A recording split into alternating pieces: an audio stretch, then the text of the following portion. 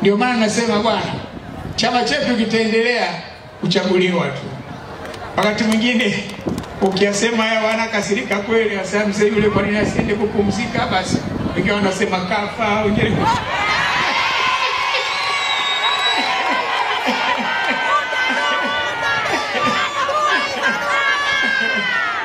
mie mzima, afya yangu nzuri, sina ninapougua, siamki na kichomi.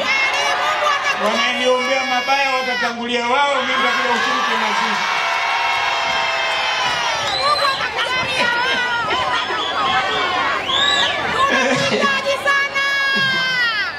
Kwa hiyo mgombea mwenza, wewe hapa jimwaje tu.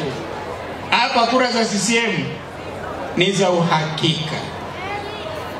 Ndugu zangu, kwa nini kwa yote hayo mema tusichague CCM? Tarehe 29 Oktoba tunafanyaje? Tunatiki. Tumempata Rais Samia Suluhu Hassan na Emmanuel John Nchimbi makamu wa rais.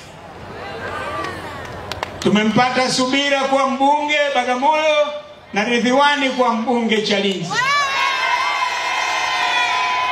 Tumepata madiwani wa Chama cha Mapinduzi, na kwa hiyo CCM itaendelea kuongoza halmashauri zetu.